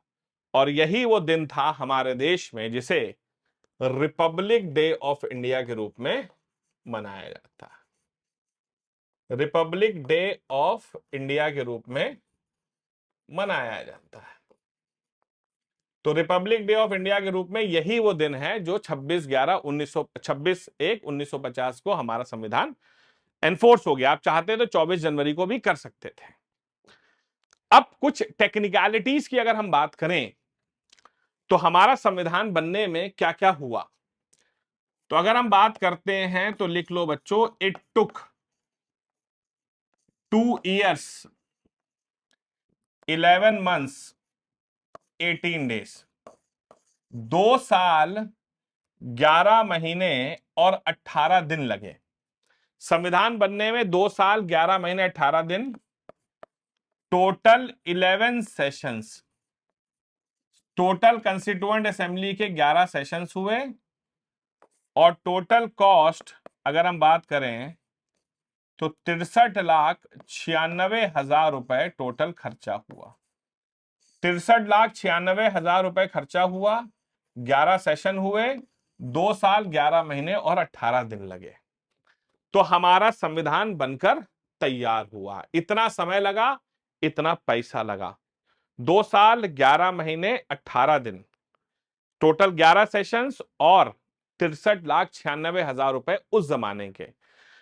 इतना पैसा लगाया, इतना समय लगाया, बनकर क्या निकला? बनकर ये निकला, it is the lengthiest,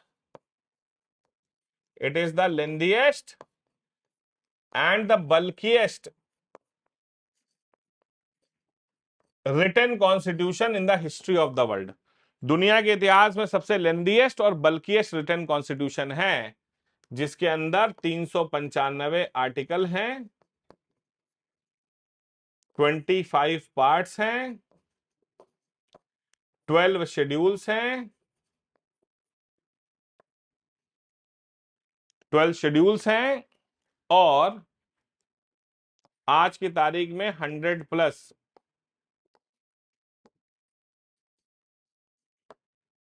amendments भी किए जा चुके हैं। 100 से ज्यादा बार अमेंडमेंट्स भी किए जा चुके हैं, ठीक है, हाँ जी।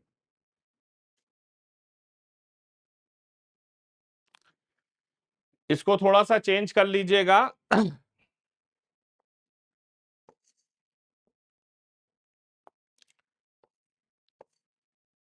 यहाँ 8 शेड्यूल्स थे, मैंने गलत लिख दिया था, सॉरी, ठीक है, हाँ जी।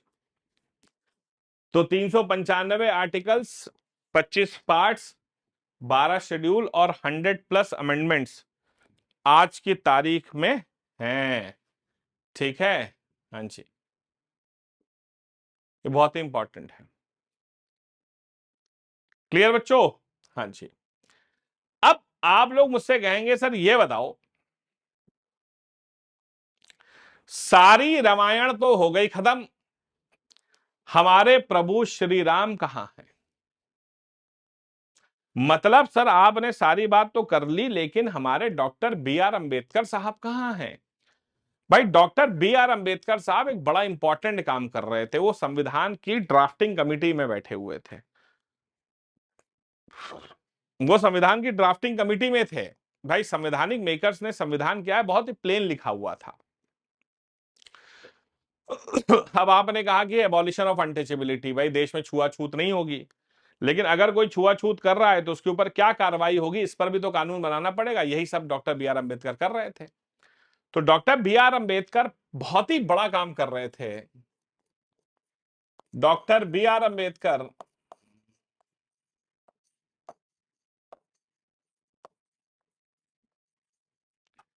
played a very important role.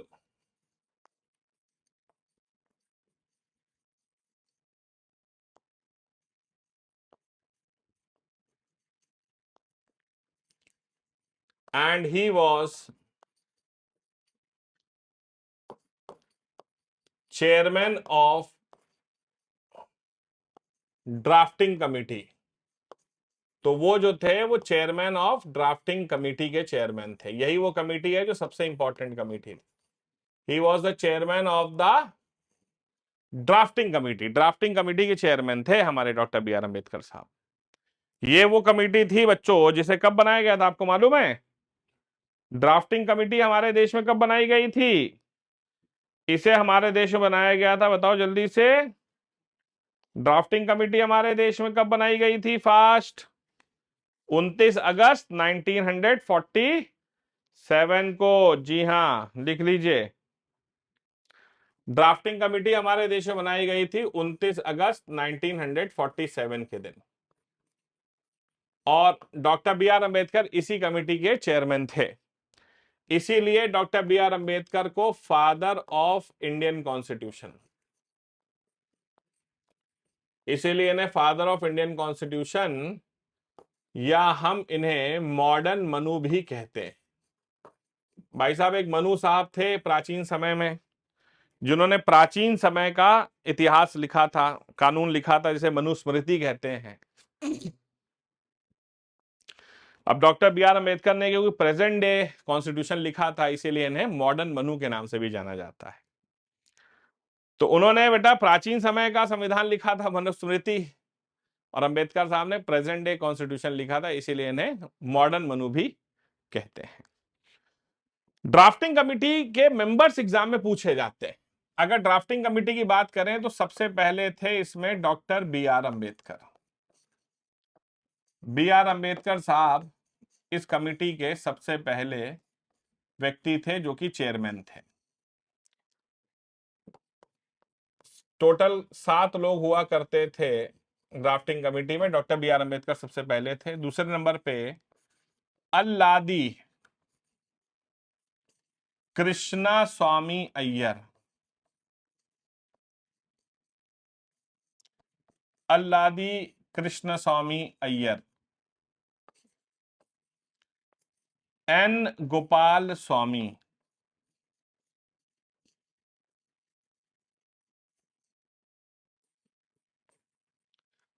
B R Ambedkar, Alladi Krishnaswami Ayyar, N Gopalaswami, K M Munshi,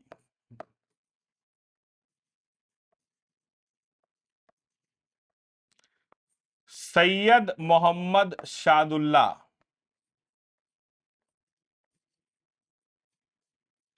Syed Mohammad Saadulla. ठीक है।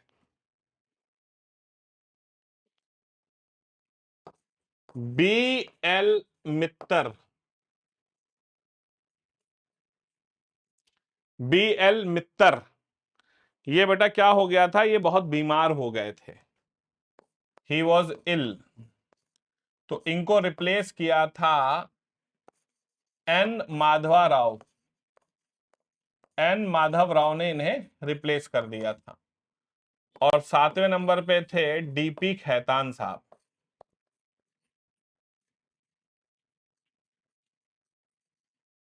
इनकी डेथ हो गई थी, तो इनके जगह पर आ गए थे हमारे टीटी कृष्णामाचारी। टीटी कृष्णमाचारी। तो ये 7 लोग हुआ करते थे ड्राफ्टिंग कमिटी में। Doctor B R Ambedkar, Alladi Krishnaswami Ayyar, N Gopalaswami, K M Munshi, Syed Mohammad Saadulla, B L Mitter, जो बीमार हो गए थे तो उनकी जगह पे माधव राव साहब आ गए। तो डीपी खैतान साहब की डेथ हुई थी, तो टी कृष्णमाचारी साहब इनकी जगह पर आ गए थे। So I hope it is clear to all of you. सबको क्लियर हो गया? तो ये था हमारा working of the constituent assembly. ठीक है, working of the constituent assembly हमारा डन हो गया। और अब हम पढ़ने जा रहे हैं what is the nature of Indian constitution. अगर बात करें नेचर ऑफ इंडियन कॉन्स्टिट्यूशन, तो इंडियन कॉन्स्टिट्यूशन का नेचर कैसा है? देखो, अगर बच्चों हम बात करें नेचर ऑफ कॉन्स्टिट्यूशन की, अगर कॉन्स्टिट्यूशन के नेचर की बात करें तो कॉन्स्टिट्यूशन बेसिकली टू टाइप से होते हैं। कॉन्स्टिट्यूशन दो तरह के होते हैं, एक होते हैं फेडरल, एक होते हैं फेडरल, और एक होते हैं यूनिटरी। फेडरल कॉन्स्टिट्यूशन का मतलब क्या होता है? फेडरल कॉन्स्टिट्यूशन का मतलब होता है ऐसा संविधान जहां पर सेपरेशन ऑफ पावर्स हो। मतलब देश में एक सेंटर गवर्नमेंट है, फिर स्टेट गवर्नमेंट है, फिर लोकल गवर्नमेंट है। मतलब सेंटर वालों को स्टेट से मतलब नहीं, स्टेट वालों को लोकल से मतलब नहीं, सारे के सारे इंडिपेंडेंट हैं और खुद फैसले करते हैं। यह है बेटा federal nature of the constitution. Basically federal constitutions उन देशों में ज्यादा पाए जाते हैं जिन देशों के ज्योग्राफिकल एरियाज बहुत बड़े होते हैं, जैसे अमेरिका हो गया या रशिया हो गया, कनाडा हो गया। यहां पे फेडरल कॉन्स्टिट्यूशंस हैं। क्यों? क्योंकि भैया अब इतने बड़े देश में भारत हो गया, यहां पर क्या हो, इतने बड़े देश हैं कि मालूम नहीं, मोदी जी दिल्ली में बैठे, उन्हें क्या मालूम कि अंडमान निकोबार में क्या चल रहा है, केरला में क्या चल रहा है, मणिपुर, मेघालय, त्रिपुरा में क्या चल रहा है। तो जहां पर ज्योग्राफिकल एरियाज बड़े होते हैं वहां पर संविधान बेसिकली फेडरल होते हैं। अब जो छोटे देश हैं जैसे सिंगापुर है, वहां पर क्या है, यूनिटरी कॉन्स्टिट्यूशन से काम चल जाता है। इतना बड़ा देश है सिंगापुर, दिल्ली इतना बड़ा तो देश है, तो वहां पर यूनिटरी कॉन्स्टिट्यूशन से ही काम चल जाता है। लेकिन हमारा देश क्योंकि बड़ा देश है, इसलिए हमारा देश का संविधान कैसा है, फेडरल है। लेकिन आपको मालूम है कि कई बार ऐसा भी होता है जब हमारे देश में नेशनल इमरजेंसीज लगती हैं। आपको मालूम है कि हमारे देश में कई बार नेशनल इमरजेंसी लग सकती है अनुच्छेद 352 के तहत, और उस समय हमारा संविधान जो है वो यूनिटरी हो जाता है, क्योंकि उस दौरान देश के सारे अधिकार सिर्फ और सिर्फ सेंट्रल गवर्नमेंट के पास ही होते हैं। तो उस समय स्टेट्स वगैरह के अधिकार खत्म हो जाते हैं। तो हम कह सकते हैं कि 95% समय हमारा संविधान फेडरल है, लेकिन 5% समय हम यूनिटरी भी हो जाते हैं। तो majority of the times we are federal, but special circumstances में हम यूनिटरी हैं। इसीलिए कहा गया कि हम ना तो फेडरल हैं और ना हम यूनिटरी हैं, और इसीलिए हमें नाम दिया गया स्पेशल, जिसे कहा गया क्वासी फेडरल। इसीलिए हमें कहा गया कि ना तो हम यूनिटरी हैं और ना तो हम फेडरल हैं, और इसीलिए हमें कहा गया क्वासी फेडरल, अर्ध संघात्मक। So we are quasi federal. तो हम फेडरल हैं लेकिन स्पेशल सर्कमस्टेंसेस में we can be unitary as well, इसीलिए हमें क्वासाई फेडरल कहा गया है। और एक ब्रिटिश हिस्टोरियन थे जिनका नाम था केसी वीआर, उन्होंने सबसे पहले कहा था कि इंडियन कॉन्स्टिट्यूशन जो है वो बेसिकली क्या है, वो एक क्वासी फेडरल है, अर्ध संघात्मक है। तो इसका मतलब यह है कि Indian constitution is federal but in special circumstances it can be unitary as well. Federal का मतलब है जहां सेपरेशन ऑफ पावर्स हो, और यूनिटरी का मतलब है जहां एक ही सरकार हो, पूरे देश को कंट्रोल कर रही हो। ठीक है, so I hope it is clear to all of you. और इसमें अब हम पढ़ने जा रहे हैं इंपॉर्टेंट कमिटीज के बारे में। ठीक है, अब देखिए होता क्या है बच्चों कि हमारी जो कॉन्स्टिट्यूएंट असेंबली थी ना, उसमें भाई हर तरह के लोग थे, तो सबको अलग अलग कमिटीज में बांटा गया था। भाई तुम ये काम देखो, तुम वो काम देखो। ठीक है भाई, जब घर बनता है ना तो अलग अलग तरह के लोग आते हैं, तुम प्लम्बिंग देख लेना, तुम इलेक्ट्रीशियन देख लेना, तुम फिटिंग देख लेना, तुम ये कर लेना। ठीक है, तो उसी तरह हमारी कमिटीज बनाई गई थी। ठीक है, तो ये बड़े सिंपल क्वेश्चंस होते हैं कि पूछा गया है कि बहुत सारी कमिटीज थी, तो हमारे कॉन्स्टिट्यूएंट असेंबली में कुछ बहुत इंपॉर्टेंट कमिटीज हुआ करती थी। ठीक, कुछ इंपॉर्टेंट कमिटीज हुआ करती थी, जैसे कि सबसे पहली है हमारी जिसका नाम है ड्राफ्टिंग कमिटी। तो ड्राफ्टिंग कमिटी के चेयरमैन कौन थे? एग्जाम में पूछा जाता है who was the chairman of the drafting committee. तो ड्राफ्टिंग कमिटी के चेयरमैन थे डॉक्टर बी आर अंबेडकर साहब। तो बी आर अंबेडकर साहब जो थे वो ड्राफ्टिंग कमेटी के चेयरमैन थे। ठीक है, नेक्स्ट दूसरा आता है यूनियन पावर कमेटी। मतलब केंद्र को कितनी शक्तियां दी जाएंगी, इसे कहा गया है केंद्र शक्ति समिति या संघ शक्ति समिति। इसके अध्यक्ष कौन थे? इसके अध्यक्ष थे पंडित जवाहरलाल नेहरू साहब। तीसरे नंबर पे आता है प्रोविंशियल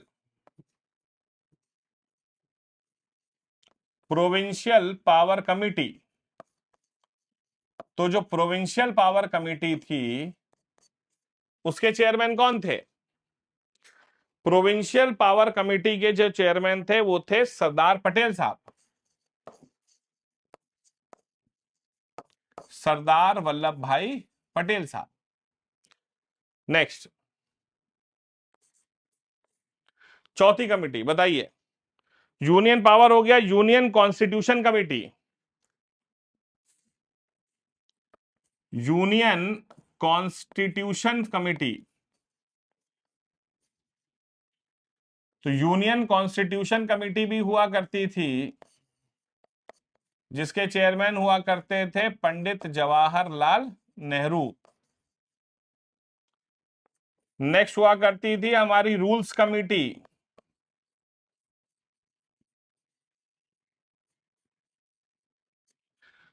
बताइए रूल्स कमेटी के अध्यक्ष कौन थे?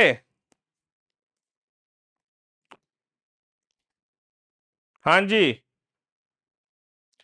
रूल्स कमेटी के अध्यक्ष थे डॉक्टर राजेंद्र प्रसाद।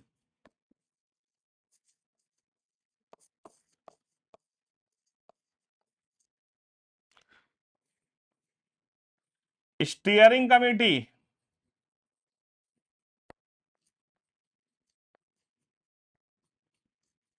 इसके चेयरमैन कौन थे?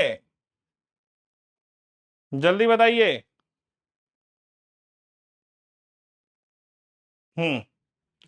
राजेंद्र प्रसाद।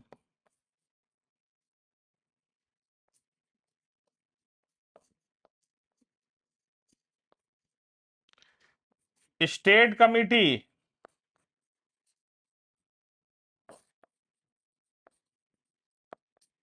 स्टेट्स कमेटी, इसके चेयरमैन थे पंडित जवाहरलाल नेहरू।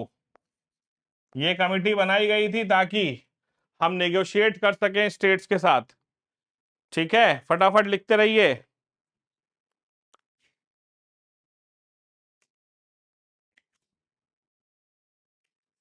ठीक है बेटा, अब देखिए काफी इंपॉर्टेंट है।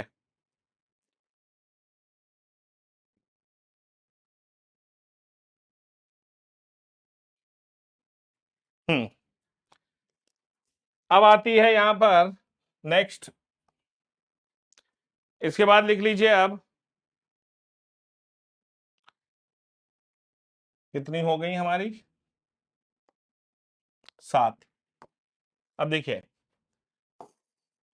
Advisory committee. अब एडवाइजरी कमेटी की बात करें हम तो कई चीज पर एडवाइजरी कमेटीज थी। तो एडवाइजरी कमेटी सबसे पहले आती है फंडामेंटल राइट्स पर। ठीक है, एडवाइजरी कमेटी की अगर हम बात करें, advisory committee on fundamental rights. तो अगर हम बात करते हैं advisory committee on fundamental rights, minority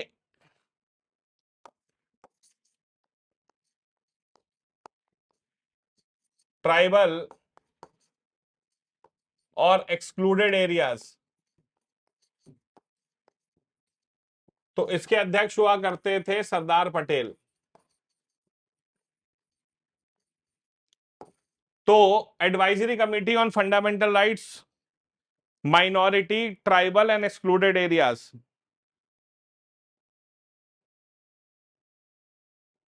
तो इसके अंदर कुछ सब कमिटीज थी। सब कमिटीज के अंदर थी, जैसे कि अगर फंडामेंटल राइट्स की बात करें तो फंडामेंटल राइट्स की जो सब कमिटी थी उसके अध्यक्ष थे जेबी कृपलानी साहब।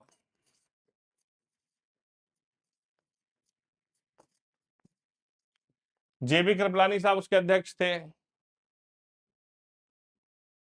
अगर माइनॉरिटीज की बात करें तो सब कमिटीज में माइनॉरिटीज के जो थे वो थे HC Mukherjee.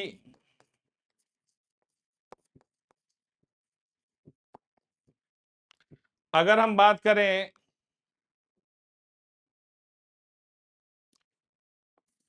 North east tribal areas की, सो गोपीनाथ गोपीनाथ बारडोली साहब।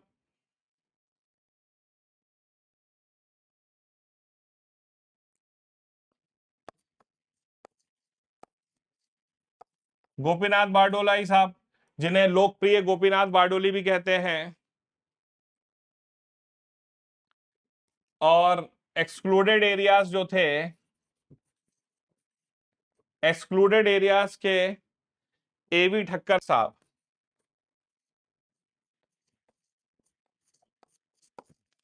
तो एक मेन कमेटी थी advisory committee on fundamental rights, minority tribal excluded areas के अध्यक्ष सरदार पटेल थे। उसके अंदर ये सब कमिटीज बनाई गई थी।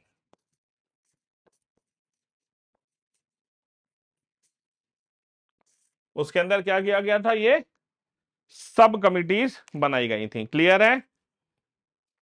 बस, तो इतनी कमिटीज आप याद रखिए, इतनी कमिटीज बहुत हैं, इससे ज्यादा एग्जाम में नहीं पूछी जाती है। और इसमें सबसे लास्ट में हम पढ़ेंगे कुछ important points to remember.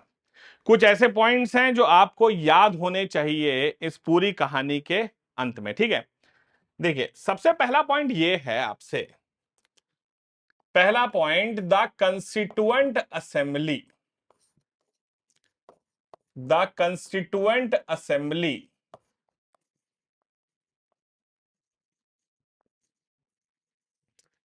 adopted the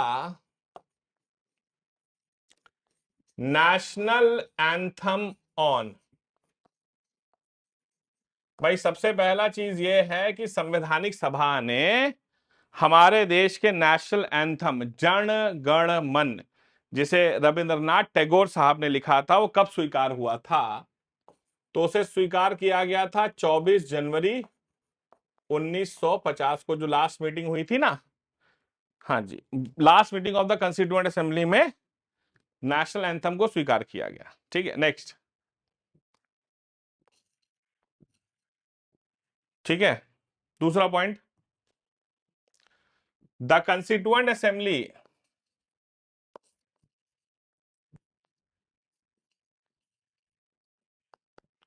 adopted the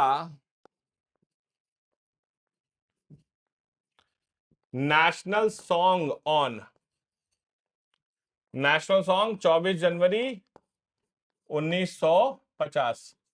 national song बोले तो वंदे मातरम, जिसे लिखा था हमारे बंकिम चंद्र चैटर्जी साहब ने। यस। तीसरा, the constituent assembly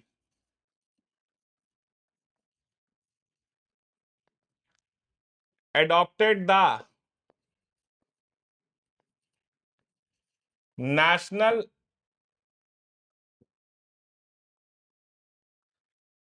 flag on, राष्ट्रीय ध्वज तिरंगा कब स्वीकार किया था?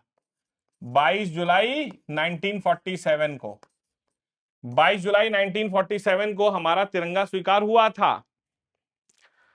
और हमारा जो तिरंगा था उसे डिजाइन किसने किया था मालूम है आपको? हमारे तिरंगे को डिजाइन किया था एक व्यक्ति थे जिनका नाम था श्री पिंगली वेंकैया। श्री पिंगली वेंकैया ने नेशनल फ्लैग को डिजाइन किया था। हाँ जी, ये 3 पॉइंट हो गए। नेक्स्ट, चौथा पॉइंट, सिंबल ऑफ